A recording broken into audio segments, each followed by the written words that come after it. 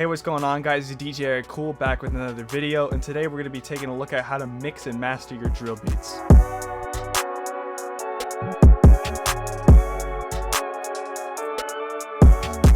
Alright, so as I said, we're going to be taking a look at how to mix and master your drill beats today. I cooked up a quick drill beat and I've not mastered it. I have not touched the levels at all, as you can see in here. There's nothing except gross beat, which I used to make the melody. So there's no like effect plugins on here at all. So we're gonna, listen to the beat, then we're gonna break down how to mix it and master it so it sounds professional, or at least the way that I like to do it, because certain producers do different things differently. You can learn the basics and then adapt that to your specific style of drill. So I'm gonna play the beat for you guys so you can hear what we're working with, and then we're gonna jump in and work on how to actually mix and master it.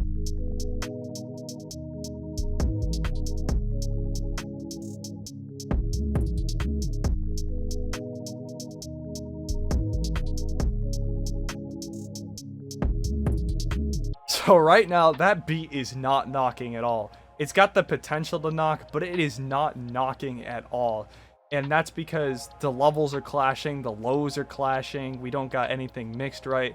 So I'm gonna go into the mixer track or the mixer, and we're gonna take a look at how to make this sound better. The first thing I'm gonna do is I'm gonna put a high pass filter on the melody to cut out those low frequencies that are clashing with the bass and the kick. Let's get a parametric EQ. I'm gonna put it on the 20 hertz by 18 kilohertz cut. I'm gonna drag it up to cut out the bass frequencies. There's obviously other ways to do it. You don't need to do this exact thing, but the main thing is you're cutting out, or at least reducing, these sub and bass frequencies that are clashing with the kick. Now if you play it again,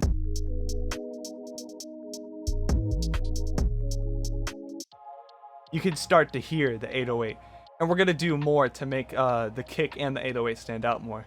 Now what we're gonna do is come over to the master. I'm going to put a soft clipper on the master. You can do this with like any style. I do it when I make trap beats as well. There's like different ways to master trap beats, and you can use the Nick Mirror method with the limiter and whatnot, but this sounds the best for drill because we're gonna use it to peak our kicks. So if you listen now to the kick,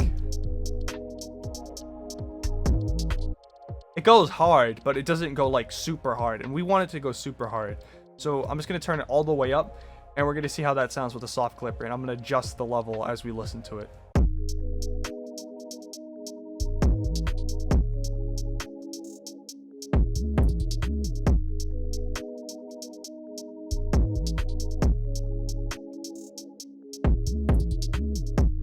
Yeah, so that is sounding much harder. We're clipping it, we're getting those frequencies to hit, and we're really making the kick stand out. The next major thing I want to move on to is the 808. So as you can see here, it's hitting around here, but it's kind of clashing with the kick. So what I'm going to do is I'm going to turn it down.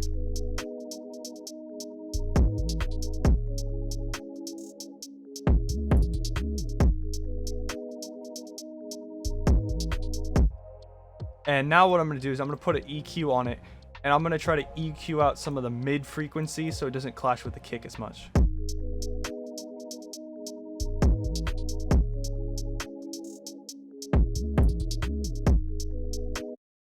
So I should have said EQ out the higher frequencies because there's not that many mid frequencies, but there were a little bit of higher frequencies. I'm going to EQ those out. We don't really need to do it with an 808 like this because there's not really that much mid frequencies or anything, but it's something that I like to do. There's other ways to mix your kicks and 808s. This is just my personal preference, and I wanted to share it with you guys. If you really still think your kicks and 808s are clashing, you can actually come in here to the stereo enhancer.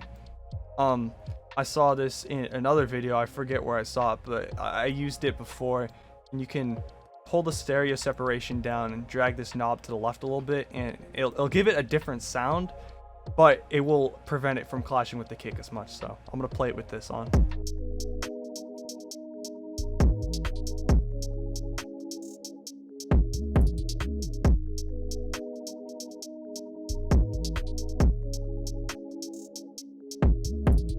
As I said, I don't really use this that much anymore. I've used it in some of my tracks before, but it's a method to get a different kind of sounding 808 if that's what you're going for. So the final thing for this mix is I'm actually just going to turn down the hi-hats.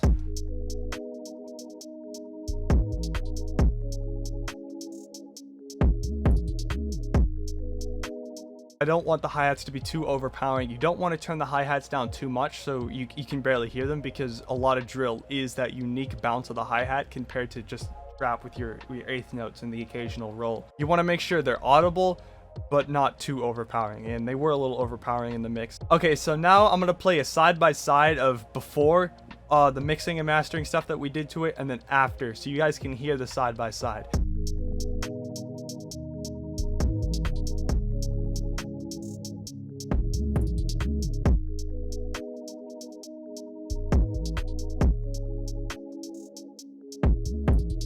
So yeah, that's the original beat versus the mixed and mastered beat.